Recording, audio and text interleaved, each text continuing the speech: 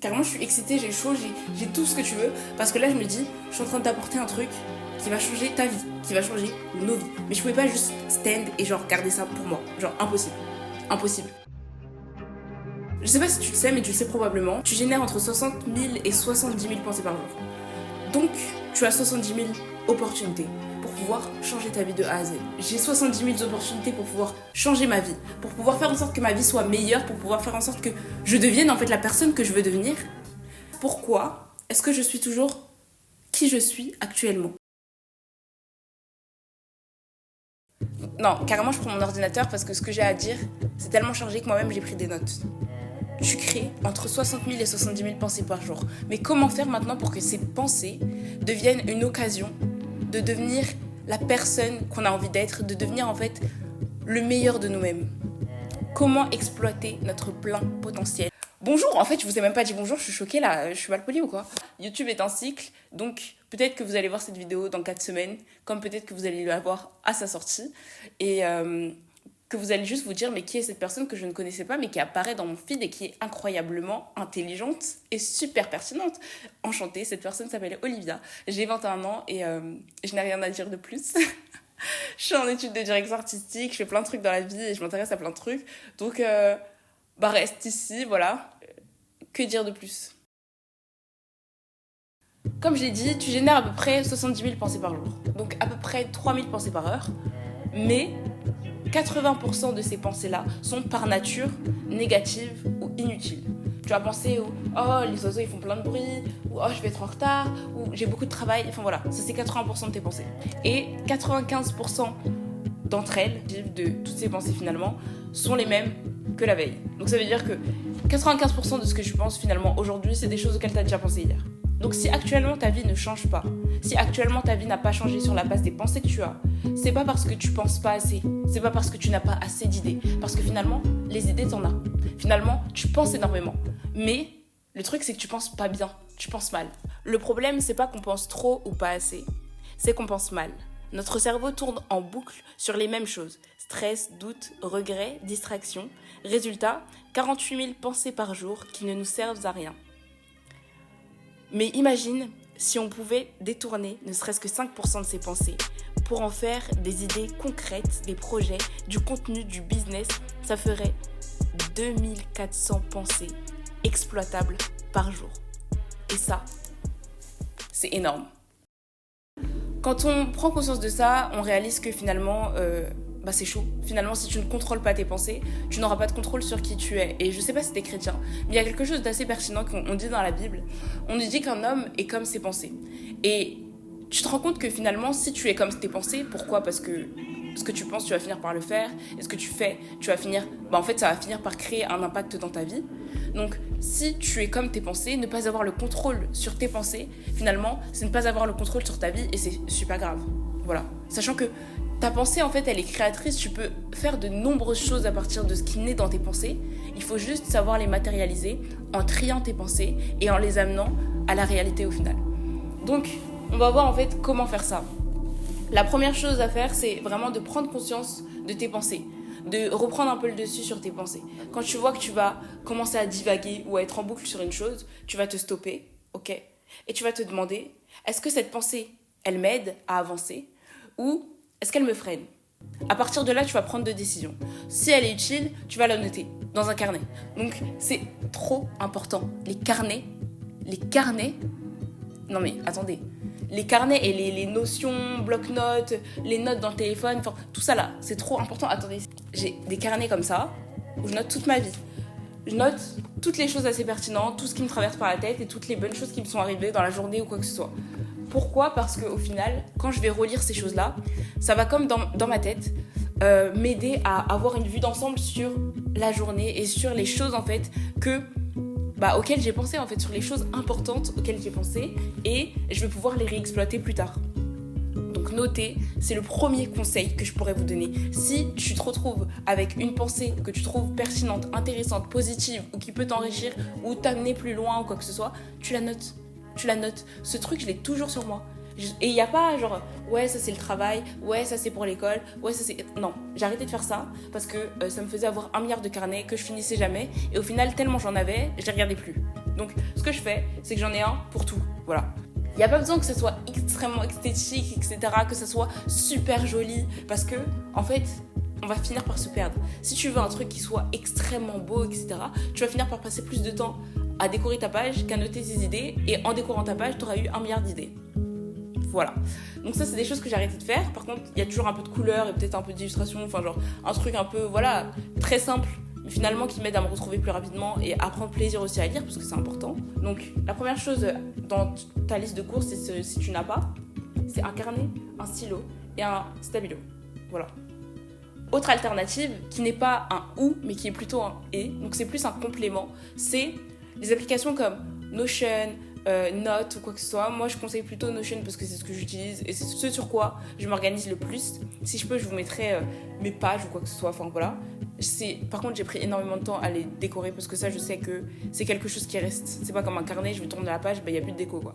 Là, c'est vraiment un truc que j'ai organisé à ma sauce et à mon image pour pouvoir me retrouver plus facilement et prendre plaisir à répertorier les informations dedans.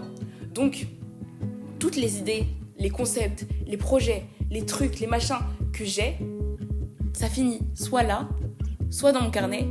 Comme ça, je les sors de ma tête, je fais un peu le vide et au-delà de ça, c'est des trucs sur lesquels je peux revenir. Parce que le problème, c'est que parfois, on a plein de concepts qui pourraient totalement changer notre vie, on les oublie, en fait. On passe à autre chose. Et ça, c'est un problème. Parce que finalement, en fait, cette idée-là, si tu ne la concrétises pas, elle va finir par se perdre et c'est une opportunité que tu perds, tout simplement. Et c'est du temps que tu perds aussi. Donc, note. Si maintenant, ton idée n'est pas utile, tu la remplaces par quelque chose d'utile. Et c'est important. On m'a souvent dit que la nature a horreur du vide. Et c'est une vérité. Ça veut dire que partout où tu vas laisser des trous dans ta vie, c'est des choses qui vont finir par se combler par la vie, par les pensées générales des gens, par... je sais pas, par des choses que tu vas voir au final. Enfin, c'est des choses qui vont se combler seules, mais pas forcément avec ce que tu veux et le plus souvent avec des choses qui sont négatives parce que c'est ce qui est le plus accessible, c'est ce qui est le plus courant finalement dans la vie de tous les jours. Tu es exposé à de la négativité, à de la comparaison, à des doutes, à du stress. Donc les pensées négatives que tu n'as pas remplacées, elles vont finir par se remplacer elles-mêmes ou alors par rester tout simplement. Ok, si tu te dis par exemple concret, je passe trop de temps sur les réseaux sociaux, tout ça, pensée inutile. Si tu te dis, ok, comment est-ce que je peux devenir la personne que je veux être plus tard? Pensée utile. Ça, je vais commencer à le voir comme une opportunité. La pensée des réseaux sociaux, je vais finir par la remplacer par une pensée constructive.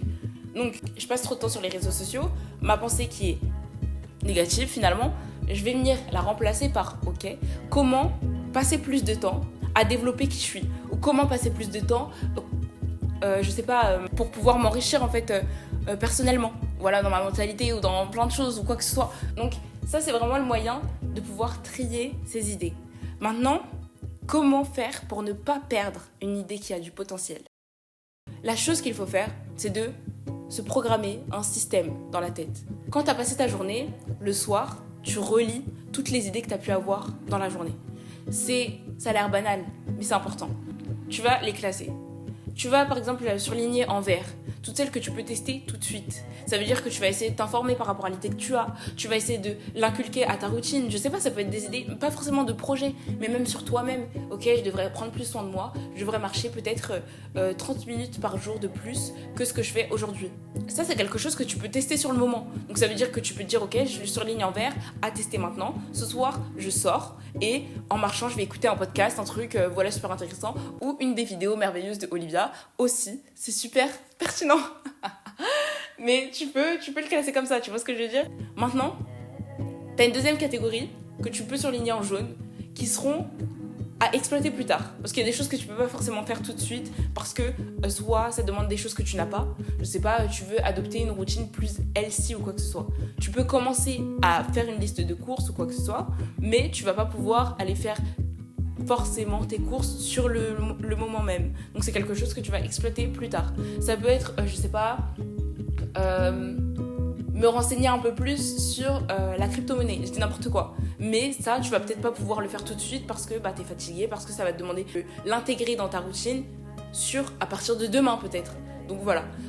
Je sais pas si tu comprends. Donc la première chose, c'est à tester maintenant. La deuxième chose, c'est à exploiter plus tard. Et la troisième chose, c'est à abandonner. Et c'est ok. Fallait que je le dise. Non, en vrai, c'est bon en fait de pouvoir abandonner certaines choses. C'est même parfois bien. C'est quelque chose que parfois je ne sais pas faire. C'est un de mes red flags, si je peux dire ça comme ça. J'ai tellement de choses en tête que parfois, en fait, je suis paralysée par toutes mes idées et je ne sais pas en fait les abandonner. Franchement, en fait, je pense que c'est dû aussi à mes études. Genre, il y a moyen. Parce qu'en fait, je suis en école de direction artistique et chaque idée, on en fait un concept. Ça veut dire que moi, je vois du potentiel dans tout ce à quoi je pense. Vous pouvez demander à mes potes, on parle d'un truc. Je vois un potentiel d'entreprise, je ne sais quoi.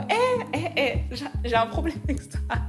C'est un bon problème, mais ça reste un problème quand même. Parce que du coup, je sais pas faire le tri. Ça me paralyse un peu et du coup, je sais pas trop quoi faire. Et j'ai tendance à tout vouloir faire tout de suite. Donc voilà, c'est vraiment mes problèmes. Si vous êtes comme moi, vraiment, revoyez cette catégorie, classez les choses et abandonnez certaines idées. Parce que toutes les idées ne sont pas bonnes à exploiter. T'auras plus jamais l'excuse du ouais, non, mais j'ai pas d'idée, je sais pas trop quoi faire. T'as toute une boîte en fait, avec 1 milliard d'opportunités. Tu n'auras plus jamais de cours d'idées ou de pages blanches ou de je ne sais quoi. Voilà. Même en termes de vidéos YouTube, vous savez, c'est un truc que je vais finir par adopter. Bon, je l'ai déjà, mais étant perfectionniste à la mort, bah parfois, souvent, je reviens sur mes idées et je me dis ah non, c'est plus pertinent ça. Non, ça va pas être. Non, je vais arrêter de faire ça et je vais exploiter mes idées jusqu'au bout. Et puis si en arrivant au bout, je vois que finalement ça me plaît pas, bah en fait je verrai. Mais je vais les exploiter parce que voilà, regarder ces idées et se dire que finalement elles ne valent rien alors que tu ne les as pas développées, bah finalement c'est peut-être une perte plus qu'un gain. Créer, c'est trop important. Ça veut dire que si tu veux créer, que ce soit du contenu sur les réseaux, que ce soit créer, je sais pas, une micro-entreprise ou quoi que ce soit, crée. Et te dis pas, ok, mais les gens, qu'est-ce qu'ils vont en penser? On s'en fout. C'est quelque chose, j'ai trop pensé à ça. Genre, je sais que moi, j'aime bien poster, faire du montage, etc., poster sur les réseaux sociaux, raconter ma vie, etc. Je sais pas pourquoi, j'aime trop faire ça. D'où, bah, l'évidence de créer une chaîne YouTube, finalement.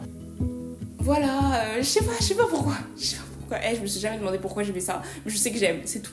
Donc, trop de fois, je me suis dit, ouais, mais qu'est-ce que les gens vont penser? Oui, mais est-ce que vraiment je suis vraiment légitime? Est-ce que j'ai vraiment ma place ou quoi que ce soit? Mais il n'y a pas de place en fait. En fait, on s'en fout. Genre, on s'en fout de ta légitimité. Genre, on s'en fout de ce que tu viens faire ici en fait. Fais-le, c'est tout.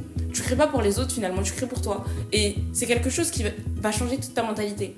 Que ce soit par rapport à la photo ou par rapport à la prod ou par rapport à YouTube ou montage ou quoi que ce soit, je me suis toujours dit, je vais poster le meilleur de ce que je suis capable de poster pour que la prochaine fois, quand je poste une vidéo, en fait, elle puisse que être mieux encore. Et pas, voilà, que ce soit aléatoire, rétrograde ou quoi que ce soit, je veux pas. Et on m'a souvent dit, ok, c'est quelque chose, on me l'a dit plusieurs fois. Poste plusieurs vidéos, poste au fur et à mesure que tu crées, même si c'est pas forcément à la qualité que tu veux. Et puis le plus important, c'est la quantité, voilà. Parce que les gens, finalement, ils ont besoin de voir que t'es là, etc. Le plus important, c'est la quantité plutôt que la qualité. Et ça, c'est vrai à partir du moment où ce que tu cherches, c'est de la visibilité. À partir du moment où ce que tu cherches, finalement, c'est simplement être vu des autres. Et c'est pas du tout mon but. Je ne veux pas de la visibilité, en fait, c'est pas mon but premier. Soit ça fait plaisir de voir que tu es soutenu et c'est toujours une force parce que ça t'ouvre des portes. Donc à terme, finalement, c'est quelque chose que, en fait, je veux pas me dire ok, j'en veux pas, tu vois, parce que finalement c'est quelque chose qui représente un tas d'opportunités. Maintenant, c'est pas mon but premier, c'est pas ce pourquoi je me suis lancée sur YouTube. Et ça, c'est vraiment quelque chose que il faut qu'on puisse s'intégrer dans la tête. Qu'est-ce que tu cherches? Est-ce que en te lançant dans ton truc, ce que tu cherches, c'est de la visibilité, c'est d'être vu des autres, ou c'est finalement de produire parce que c'est quelque chose qui te plaît et parce que tu veux pouvoir regarder cette chose-là et te dire j'en suis fière. La chose qui a le plus retiré comme le syndrome de l'imposteur dans ma vie, ça a été de voir mon travail. Vous savez que dans ma chambre, il y a des posters de photos que j'ai faites durant des shootings. Durant les débuts de mes shootings, c'est-à-dire mes 4 premiers shoots. Pourquoi? Parce que à chaque fois que je me dis je suis pas capable, je me retourne vers mon mur et je me dis en fait j'ai fait ça. Donc si, je suis capable. Et pas un truc que j'ai produit en vite fait et tout, pour me dire, oh ouais, bah c'est posté et tout. Pas du tout. Parce que c'est pas ce que je veux en fait, c'est pas ce que je recherche. Je veux être fière de ce que je produis. Et finalement, en fait, j'estime que ma valeur, elle se représente aussi dans ce que je produis en fait. Et donc, il faut que ça soit quali, tout simplement. Je parle beaucoup, mais c'est important. Quand tu produis quelque chose, demande-toi ce que tu veux en fait. Qu'est-ce que tu veux? Et demande-toi aussi, est-ce que lorsque je vais regarder cette chose, je vais pouvoir être fière? Parce que c'est pas les followers qui vont te soutenir quand tu n'iras pas bien et quand tu vas te sentir illégitime. Finalement, c'est ton travail, c'est la qualité de ce que tu as produit qui va être capable de te remonter le moral, en fait, qui va être capable de te dire, mais en fait, tu as été capable de faire ça. C'est la qualité de ta production et pas les abonnés. Donc, voilà. Donc, on parlait de système. Une fois ce système installé dans tes pensées, la chose à faire qui est très très très importante, c'est transformer chaque idée obtenue en action.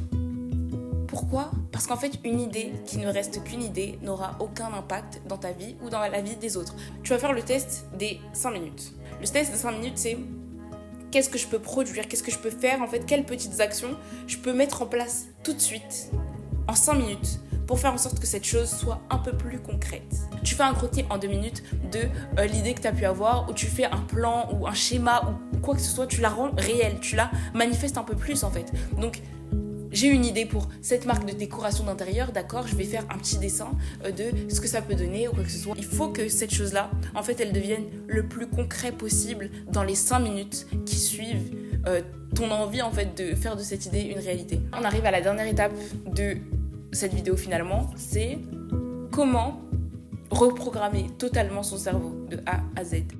Il faut que tu puisses rééduquer ton cerveau. Mais si on a 80% d'idées qui sont inutiles, comment on fait pour transformer ces 80% finalement, ces 48 000 pensées négatives en pensées productives et positives? Premier point, dès que tu rencontres un problème, cherche immédiatement la solution. Immédiatement. Ça veut dire que dès qu'en fait tu vas rencontrer une difficulté ou quoi que ce soit, tu vas directement penser à la solution. Pourquoi ? Parce que à l'avenir, quand ton cerveau va vouloir penser à ce problème-là, il aura directement la pensée de la solution avec, et ça ne sera plus une mauvaise pensée, mais une pensée qui finira par être productive. Donc cette pensée-là, elle te fera finalement gagner du temps. Voilà, donc si ton problème c'est dû à un manque de temps, ce qui est aussi mon problème, en fait je me suis rendu compte que ce problème de manque de temps, c'était surtout dû à un problème d'organisation. En fait, après avoir lu un livre qui était très pertinent d'ailleurs, attendez, je vais vous le chercher carrément, mon problème principal c'était le temps. Parce que moi, comme je vous l'ai dit, je suis quelqu'un, j'ai beaucoup de pensées et j'ai pas mal de choses que je veux mettre en action tout le temps, tout de suite. Donc voilà, je me perds un peu dans mes trucs et tout ça, je lance 1 milliard de projets ensemble et puis après je me rends compte que finalement, j'ai que 24 heures comme tout le monde et que je peux pas le faire. Donc à chaque fois, ça me pose problème et je suis là en mode, ok, comment je fais ? Sauf que j'ai découvert ce truc, j'ai découvert ce livre et ce livre c'est une pépite. En gros, ce livre nous apprend que, en fait, c'est un peu ce que je vous ai dit par rapport aux notes sur l'ordi, c'est que c'est important de noter et qu'il faut tout noter. Qu'il faut tout noter, tout répertorier, tout classer, tout ranger dans un endroit extérieur à notre cerveau pour que ça puisse déjà sortir de notre tête et ensuite que ça ne puisse pas être perdu. Et par la suite, ça deviendra un véritable second cerveau pour nous parce qu'en fait, c'est des choses auxquelles on n'a pas besoin de penser parce qu'elles sont déjà extérieures, elles sont déjà accessibles directement au même endroit à l'extérieur de notre tête. Et je me suis rendu compte que finalement, mon problème d'organisation, c'était surtout un problème de surplus de pensées qui n'étaient pas classées et qu'il fallait que je puisse répertorier ailleurs. Je sais pas pourquoi je parlais de ça, mais voilà, achetez ce livre. La deuxième chose à faire, c'est transformer tout contenu bête en contenu enrichissant. On est exposé à beaucoup de choses par jour, que ce soit sur Instagram et sur TikTok. La solution n'est pas dans la suppression de ces applications, mais dans la reprogrammation de notre propre cerveau pour pouvoir les exploiter au mieux. En fait, quand tu vas consommer du contenu, tu vas essayer de réfléchir, ok, je suis exposé à ça, j'ai vu ça, comment est-ce que je peux transformer ce que j'ai vu en un concept solide ou comment est-ce que cette chose-là peut m'enrichir ou qu'est-ce que je peux apprendre de cette chose-là. Et dès que tu vas scroller sur les réseaux, que tu vas scroller sur TikTok ou quoi que ce soit, tu vas essayer de filtrer ton contenu et de te poser, de te dire qu'est-ce que je peux apprendre de ça. Même si c'est bête, tu vas te rendre compte que finalement ton cerveau va chercher à être nourri, à apprendre finalement, plutôt que de bouffer du contenu inutile. Voilà. Tu reprogrammes ton cerveau vis-à-vis de ce à quoi tu es le plus exposé parce que les réseaux sociaux, c'est quelque chose qui nous surexpose à une quantité d'informations terrible. voilà, si t'as kiffé, bah tu likes, tu partages, tu commentes, ça fait toujours plaisir. Et sois béni, tout simplement.